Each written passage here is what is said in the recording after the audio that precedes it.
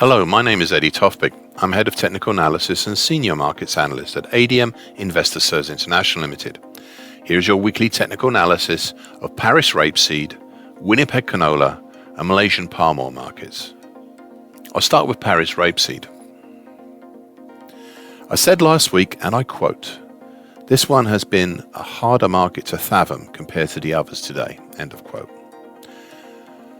Well, the changeover gap this past week just made it a little bit tougher. Originally, I had referenced this to how we'd seen a monthly key reversal down in November last year, which was immediately countered with some remnants by a bigger key reversal up in December. This week, the big gap just made it harder on continuation charts. I suppose I shouldn't really complain, as I've seen gaps like this before and even bigger ones. Those who follow Paris milling wheat will know what I mean on my charts. But it does make life a little more awkward on what was an obtuse market to begin with. Anyway, let's look at what we've got. So, prior to the changeover gap, we had an indecisive doji cross this past Monday, coming as it did after a straight run up from Tuesday last week's indecisive doji cross at the recent lows. I suppose one could look at this as a type of clue to the following events, though I think believing that is a bit too much of a stretch personally. Anyway, the gap lower has been halted at the combination of the optimized February 2021 to date uptrend, currently at 607.25, and the rising long moving average, currently 602.25. Personally, I favor the latter as being the more influential in this than the former. Since then, we've formed a pair of indecisive spinning tops based on a pair of lesser Fibonacci levels at 604.5 and 603 that are just above the long moving average. This leads me to believe that perhaps, this might be a base of action. And it would be interesting to see, I would be interested to see if it was maintained. Should it be broken, then the next supports below would be the 50% Fibonacci line December 2020 to January 2022 move of 582.25, which is just above some congestion from August to September last year between 550 and 574.25. Now, within that congestion, we have the March 2021 today uptrend, currently at 568.25, and the neckline, currently 559.5 of the April to June 2021 head and shoulders continuation pattern. The base of the congestion also has the 50% Fibonacci of the big old February 2016 to January 2022 move of 552.25. It'll be interesting to see how we go forward from here. Winnipeg canola. There is little to add to last week's commentary here. We have a somewhat uncommon, to me at least, pattern being organized here since early November 2021 and up until today. It is a sideways pattern. It is known as a rectangle pattern. It's currently between 945.05 and 1038, actually make it 945 even and 1038.60. I'd highlighted this pattern a few times now, as it has an axis seemingly around the May 2021 high in the 107 to 108 area. Interestingly, the move lower in early January was halted just ahead of the base of this rectangle by the rising medium moving average, currently 963 even, which caused a combined key reversal up and bullish engulfing pattern 2 weeks ago. The May 2021 high has then capped the market on a closing basis.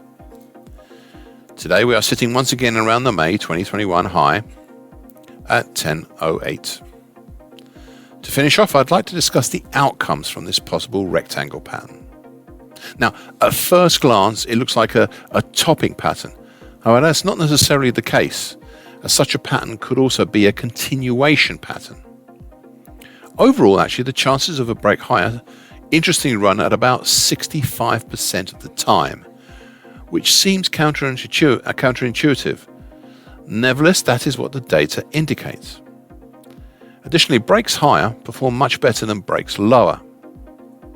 Now, I'm not minded to place targets, not just yet, but to give you an idea, a break higher could see a potential move up to the 1111 area while a break lower could see a potential move down to the 895 area. One further point. If we have a determined break either lower or higher, and it reverts back within the rectangle, in other words, acting as a false break, then there is a very high chance that the market will move in the opposite direction to the original attempted breakout. The chances are something like 7 to 8 times out of 10. So be wary, and please remember this. Bursa Malaysia crude palm oil. First off, please continue to try and ignore the color changes on the labels on the daily chart. There is no special significance to them, it's just my charting system playing silly buggers. Anyway, the key feature to look for here is one that I've droned on about for months and months. It is a January to June 2021 bullish Andrews pitchfork. We have most recently seen action around the middle time, currently at 55.74, when we saw prices close over it last Thursday, for the first time since November last year. As you can see, we are still well within this bullish Andrews pitchfork, and it continues to dictate the bullish angle of attack of this market. A new feature since mid-September is a nascent bull channel, currently 58.81 to 46.59. There seems to be some traction with this pattern, as it is now already seemingly a 4-pointer. It is at a similar, if slightly lower angle of attack than the tines of the bullish Andrews pitchfork. This week the market made a new all-time high, which is the anchor for the upper bull channel line, currently at 58.81.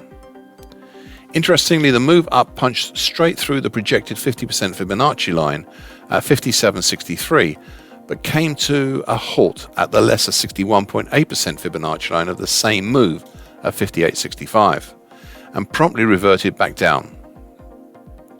This latest push higher was prompted by the unusual impetus of a weekly key reversal up, but only on my charts, as I use continuation charts, continuation daily charts. Finally, looking below the middle time, keep an eye on the following, just in case. The late October high at 53.26, the broken October to date downtrend, currently at 51.77, and the area around the gap left behind 2 weeks ago, between 52.01 and 52.45. And of course, the short, medium, and medium moving averages, currently 51.25 and 50.16 respectively. Thank you for listening. This weekly broadcast gives the essential market patterns and consequences. Please be aware of the risk disclaimer posted with this broadcast. Copyright is Tofpik and ADM Investor Services International Limited. And here comes the final bit.